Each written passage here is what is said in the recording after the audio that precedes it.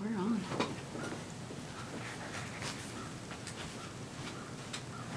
You might have to squeeze in a little bit, that's all right. Yeah.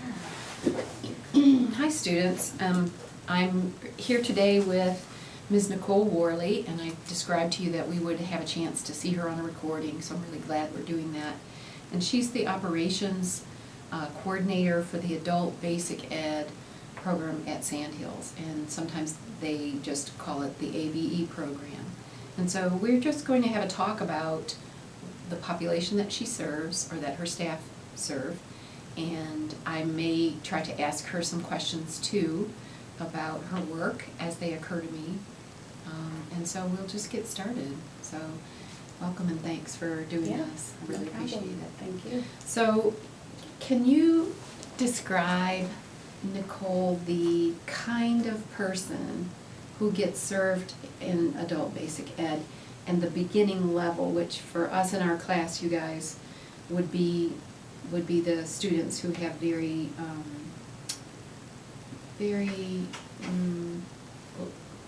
I guess saying low achievement levels in academics would be fair to say. Right.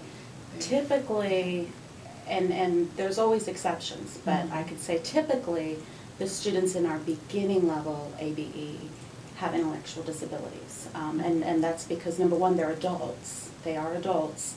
And when we assess them, they indicate that they're functioning below a second grade level. So of course there's exceptions to that always. Yes. But the students we are currently serving in our beginning level ABE classes are right around what would equate to a kindergarten, first, and second grade level. Okay. Many of the students we serve in that beginning level have been longtime students. They've been with us for a number of years. Mm-hmm. And that is simply because the program they enrolled in, Mm-hmm. what they signed up for when they enrolled several years back, no longer exists. We're not funded to be the same type of program. Mm-hmm. But they continue to come. We, of course, continue to serve them the best we can and meet their needs, although I think many have realized it's not what we signed up for. It might not be fun anymore. Mm-hmm. But of course, we have to be college and career readiness. We have to provide academic-based education with the hope that it will progress and lead to employment. Okay. And this we talked about in our class, the idea that the program, as it began, welcomed students of all ability levels in order, I'm not saying that right, it welcomed students of many lower levels who really would have very decreased capacity to make gains, academic gains. Sure. And now, you know, those students have been phased out of the program because the requirement is that you document that students are making academic gains. And we had a discussion in our class, and I wanted to ask you, how often do you have to evaluate what progress they're making? Sure. We have to test all of our students in college and career readiness a minimum of twice per year. Okay, 2 times a A year. minimum, sure. They are expected to make progress. However, we do not put anyone out on the basis of not progressing. Yeah. Okay. We actually don't have a policy in place that would do that. We just continue to serve. And if we find someone who, say, plateaus or does not progress past a certain point, Yeah. you know, we just start talking a different conversation with them. What other goals can we help you with? And that's when we try to take the career training route. You know, what career training programs do we have that might be at an appropriate level, that might be realistic for them? And in continuing education, we have several, and we're always looking to have more programs that would be appropriate for ABE students. Okay, so that's a great question for me to follow up. Now, I will add, you did mention that they are expected to make progress. There has been one significant change, and that is the former program, which was compensatory education.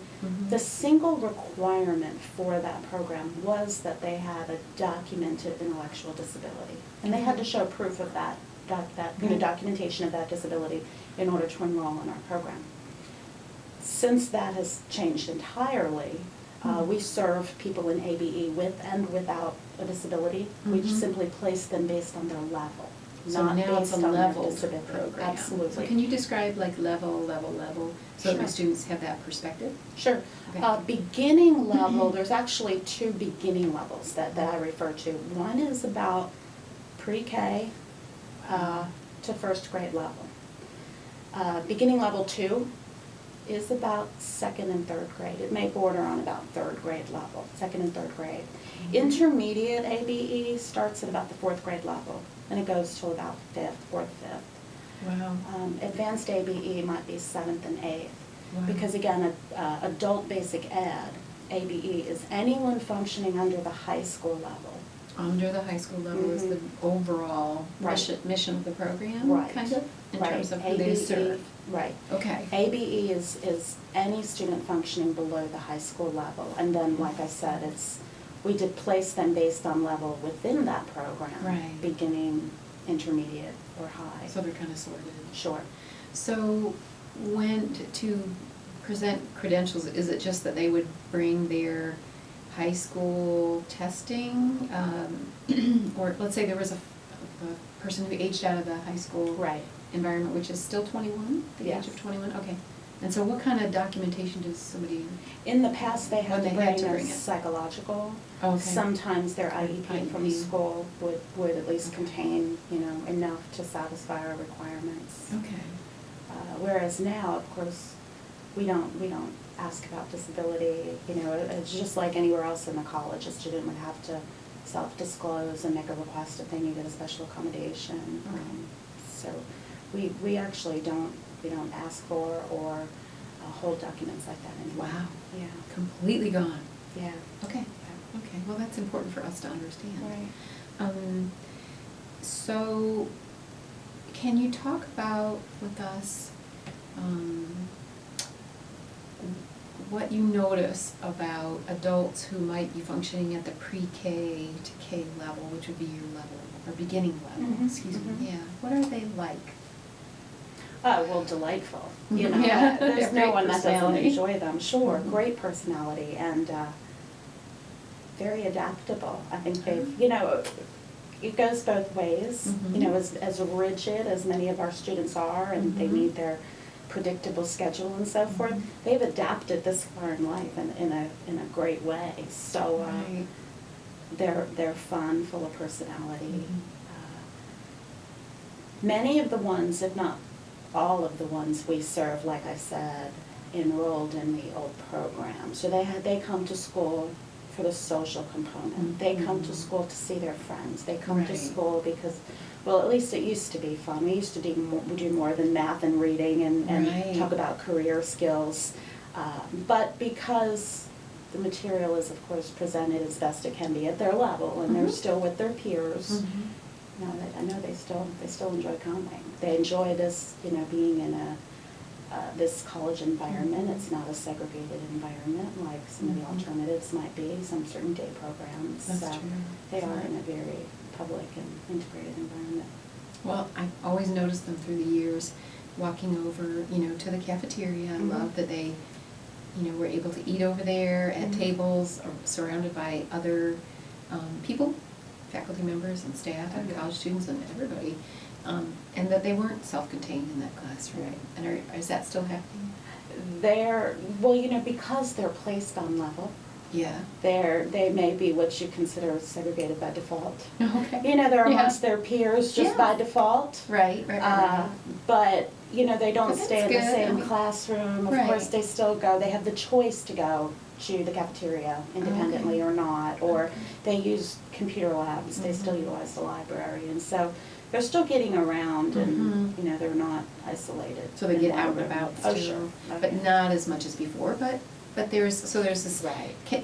When you talked about the change of coming to school and that school was fun and you were with your friends and you did fun things, pretty much, and learning, but fun things a lot during the day. It occurs to me that they may have some sadness about the change, almost Oh, like a yeah. grieving, and the staff too. Oh, It would yeah. seem to me. Sure, and there have been some tough times Right. adapting to the change. I would think certainly so. with staff. Yeah, I would That feel continues, I mean, and it continues to be a challenge. Mhm. Certainly with students and family Mhm. who don't always understand, and particularly students, they don't always understand. Yeah. Some have just chosen on their own to go elsewhere, Mhm. to go to a day program, say Monarch or Mhm. anywhere else in the community. Some have made that choice on their own. Some of their family members have made that choice for them. I've had that a few times happen. Mhm. And then those who continue to come, they've been very vocal about what they like, what they miss, what's Mhm. changed. Mhm. But I know our instructors have really tried to encourage them to talk about that and It's a to good thing. express that. Yes. Because I too have gone in the classroom and had Right. multiple dialogues with the students as a Mhm. group and independently, Mhm. talking about the changes we've gone through and what we used to do and why we don't do that anymore, and really what we're supposed to do in class now and why. Mhm. And trying to have that conversation with them in a way that they can understand. It's been tough, but I think it's been important Mhm. because they're adults and we need to, let them know what's going on and why. Yeah. But they've been real vocal about how they feel about it. But that's a good thing too, Oh, obviously, yeah. to express Mhm. their wishes and so on. It is. So what kind of things would they say being vocal? What kind of things do they say? Miss Nicole, I don't like it, I'm not having fun anymore, or this is too hard, or we're working too much? What do they say? Oh, I've heard all of that. I've heard we're working too much. Yeah. I've heard that. Yeah. I've heard I miss music. Oh. I miss art. Yeah. I miss gym, basketball. You may still Mhm. see some out there during their free time shooting hoops or something, but they used to do more of that even during class time. So there's always creative ways Mhm. to incorporate what the students love in the classroom, Yeah. and you know that as a teacher. That's right. And our teachers have really looked to include some of the things that That's they very love cool. and just contextualize it in such a way. So for example, we have a lot who just love basketball, and over the years I know you've seen the crowd out I there have, shooting yeah. hoops. And of course every year during March Madness, that's all they want to talk about is basketball. Oh And my so gosh. we had an instructor put together the brackets and put it up on the wall in the classroom, and every day or every weekend, after the weekend, coming in class talking about their teams and the scores, and they would turn it into a lesson. And That's so one cool. time, I'll have to share this. One time, I went and observed in the class, and the teacher was talking about March Madness and the basketball scores from over the weekend, and she had two big numbers, like maybe 53 and 39 or something like that, and these are students who would not ordinarily be able to add or subtract those numbers, but they could look at those numbers and say who won. I love And so that. they're just they're Yes, packaging yes. the math in a way that they It's a totally perfect get that. thing. Yeah. So. Well, that's another thing I wanted to ask you about, because now that you're having to do, academic instruction as a central focus, really, how do you translate that from sort of babyish appearing, materials to Mhm. people who think they're kind of hip and young and they're sort of Sure. like that? Do they That's have that always- identification of themselves? Yeah, Okay. yeah. We've always tried to be age appropriate in Mhm. instruction. Right. And that is important. It's tough Mhm. to find material sometimes that's on an adult level, Right. but low enough for them. Mhm. So that continues to be a challenge, but at the same time, many of these students do still like to color. like Now, the they don't child. color in our class, but Right. they still like, one student, she still loves her baby dolls, and she'll come in Mhm. and talk about it. And Right. so we have to be mindful of it simply because Not we to know go too better. far the other way, right? Right. Mhm. But we do have to, obviously present it in adult context. And by talking more and more about employment, because Right. ultimately for all of our students, regardless of level, employment is always the It's preferred. the end goal. Yeah, it is. Wow. So So would they be candidates for something like supported employment? Is that even a factor for them? So what kinds of jobs would they get? And so I'm talking about, I have a nephew who has autism. He's not, intellectually disabled as far as I know, but he works at Taco Bell in Mhm. Michigan 2 or 3 times a week, and he probably tidies up mostly, I'm Mhm. guessing. Mhm. But to do anything more than that might be stressful for him.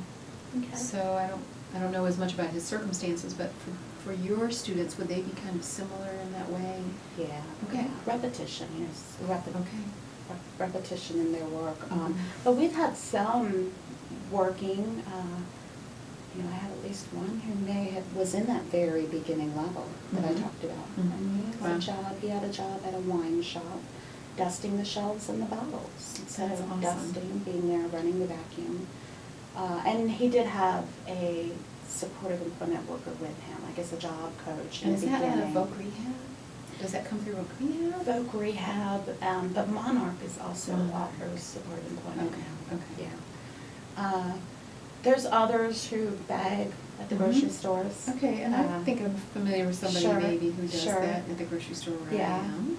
I gotcha. I have one who's worked at Burger King for about 15 years. Wow. Out-of-town Burger King, so it's Uh-huh. not local. So, another one cleans and tidies up in a restaurant. I think some of the feedback I get from students, especially the males, Mhm. they would like to do more outdoor stuff. Yeah. Cars, we think of car Yes, wash or detailing, right. that kind of thing. And so those are things that we're always looking for them. Now, is there a program we could offer? This is the maybe? question I Is want to there- ask you. Who's responsible for kind of mining out those kinds of jobs, or even developing those jobs, like the job at the wine shop? Did someone go and request that the wine shop would be willing to host a student and also pay them Mhm. to do that kind of work? Who In that does particular situation, and I think in most, it would be Voc Rehab. It would be the agency who's providing that supportive employment service. Okay. Now, we don't do job placement. Mhm. We help in any way we can, connecting with the right agencies, Mhm. even getting out. We've Mhm. done various employment excursions, I could say, into the Mhm. community, visiting businesses, so our students can learn, but also so employers can learn what they're capable of. What they can do.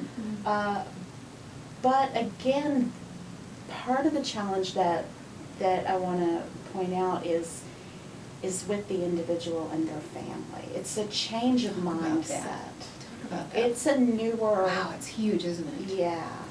The whole employment thing for people with intellectual disabilities, that's something that the family has to really buy into. Mhm. And we have a lot of old school students, old school families who Right. prefer to keep them a little more sheltered, less Mhm. involved in the public that way. Whereas some of the younger ones coming out of the high schools now, it's a different story. This is- They really do have a different approach. This is what, when I visited Wendy Russell at the Mhm. ARC of Moore County last week, she said the same thing. She Mhm. said some of the older parents who might have, young people who are middle-aged even, Oh, yeah. perhaps, or early middle age, Oh, yeah. they're much more guarded about putting their child out there in the world. Yes. And that she really felt this maybe a more recent generation, kind of like what you're saying, coming out of Mhm. high school, she said they're much more risk-friendly. Yes. They aren't as afraid for their young person to be out in Right. public. What do you think, what do you attribute that to? The schools. Really? Yeah. Well, first of all, here in North Carolina, the Occupational Course of Study Diploma, it does award, and first of all, those are for mainstream students. Those are not students in a self-contained class. Okay, wow. So What's it even called? that- Occupational? What's it called? Occupational Course of Study. Okay. And those are students typically with some level of an intellectual disability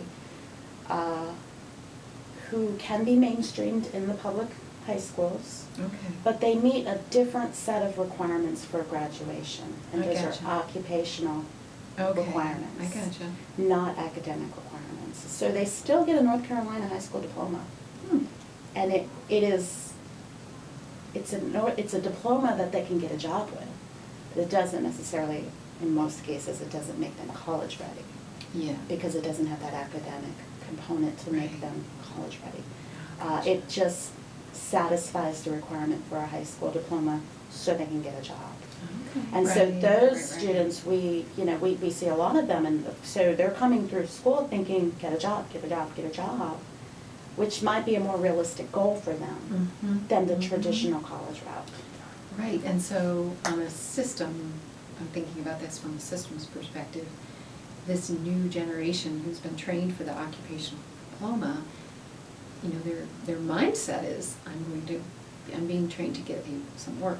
So, and then you have this residual group, really, who have been so great and been here under a different sort of, you know, Project Succeed, if I should even say that into the name. And so that's going to change your population in the next, I don't know, what would you say, 10 to 15 years? Yeah. You'll have a different set of people probably. I think so. Yeah. I think so, and we hope so. I mean, we hope that we'll have students coming through that are looking for what we can give them. Right. You know, that are looking for, right. you know, get those foundational skills, excel to the best you can, but at the same time, you know, let's talk employment options and pathways. Wow. Because that's the ultimate goal. Yeah. Not everybody comes into college and career readiness needing to get their GED. And then go to the traditional route of college. You know, many students may never reach that level. I understand. So we need to offer those students options as well. Right.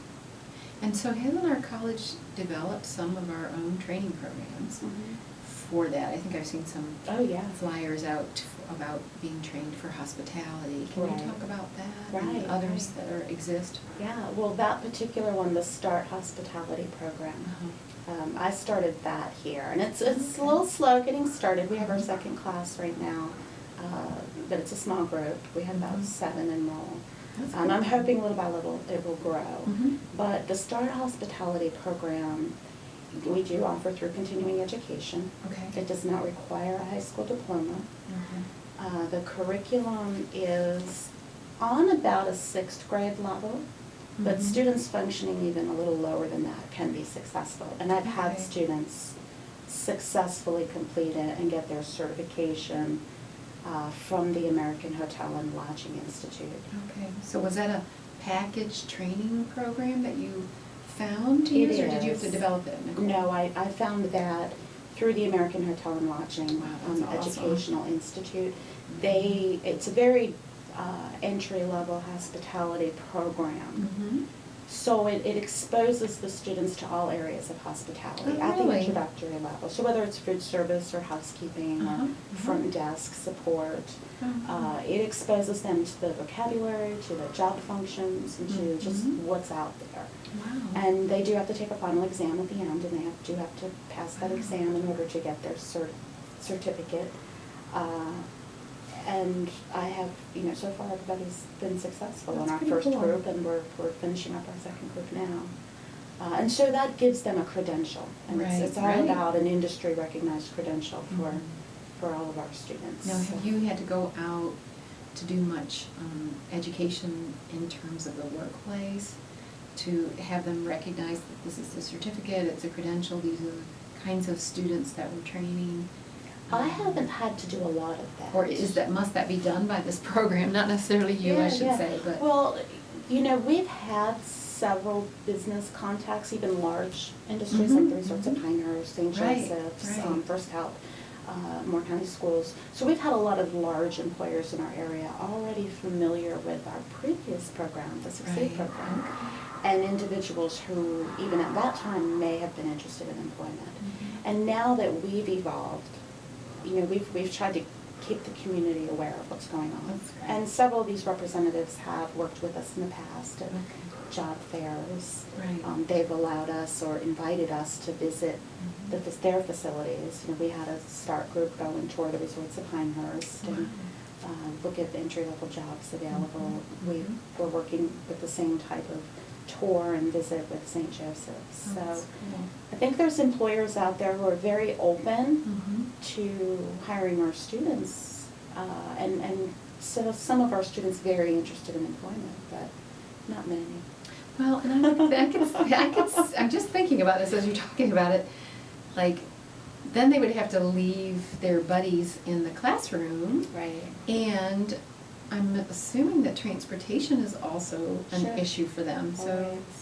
you know, making the jump from continuing the training to deciding to seek employment, they couldn't really do both, or could they do both? Could they stay They in the training could. program and then try to learn more skills and kind of go higher up the ladder of the Sure. ABE? Sure. There are students, even currently in our ABE classes, who work maybe one or 2 days a Okay. week, and then they may come to school the other 2-3 days a week. Right. So yes, of course, they can have both, and we encourage both, Mhm. because I always tell them employment, you know, your job is important, and ultimately that comes first if that's their situation, if that's their ultimate Sure, goal. sure. So we certainly work with them on that. How do they feel about being employed? When the ones that you've had who are employed, do they like having a paycheck? And The ones that we have that have been employed Yeah. are proud of it. Mhm. They really are.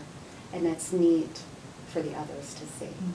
Because I've had some bring a certificate or plaque of acknowledgement for 10 years of service wow. or 15 years of service, and so they're very Mhm. proud of that. Mhm.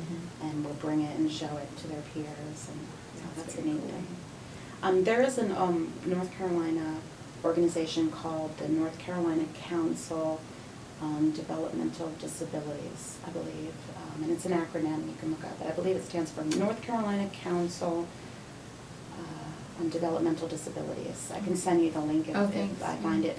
But one of the founders, and certainly one of the people on the board at the moment, his name is Ron Reeves, and he's based out of Charlotte, and he is also a parent of an adult child who has autism, and he is really pushing a movement in North Carolina toward families embracing the employment first Oh, really? theory Wow. with their students or with individuals with intellectual disabilities. And one of the things I've met with him and spoken to him a couple of times, and one of the things that he pointed out, the difference between those old school families with Yeah. the older children, perhaps, Yeah. that they've kept more sheltered, Mhm. is that their theory, kind of the old mindset, was it's just important to keep their child warm and safe and dry. I see. And they're capable of so much more. Right. And Right. and that's that possibility, that potential, is what he's really trying to get people to understand. That So there's more in there. of course, it's something the public needs to be aware of, Mhm. businesses need to be open to, Right. but in some cases, it's just a new idea, a new concept for This families. is very too. interesting, yeah. In our textbook, we read something about, I guess when we were reading the chapter about persons with Down syndrome, and the author was describing how in the early days, before early intervention, there was no enrichment really offered unless the family just decided to do that. And what a huge realization it was how much persons with Down syndrome, and that's a spectrum, I get it, can gain. You know, Oh, that yeah. they could even learn to read. They can, you know, do much more than was Oh, thought. sure. And also, this has really hit me today, the idea that people with Down syndrome are living longer now. Mhm. Because, I mean, we're really kind of going back now in time to the 50s and 60s maybe, where physicians didn't really think, you know, there was much need to keep them in such great health. Mm. So, That's interesting. tell me a little bit about making friends in your program. The students, how do they discern who's going to be a friend? Is it just like everybody? You hang out with people you like? Yeah. Mm-hmm. I think so. I think they may be less inhibited than the majority. Yeah. I think they come in. I've had some come in. I had one girl come in, and she didn't speak at all. And I was introduced to her. I enrolled her. I tested her. I placed her. I spoke to her Mhm. multiple times over the course of 2 weeks. And then one day she came to my office and she said, "I'm talking now." And I really thought she was nonverbal. She had nothing to say to anybody I declare. for the first 2 weeks, and then when she started, Wow. she decided to talk. She never stopped talking. She talked all the time, and she would come to my office just because she I was. love it. I think she loved the look on my face when she finally talked, so she just kept on. That's a really great So story. they may just hold back and observe for a little while, and she certainly did. I can see that. But so many of our students in the beginning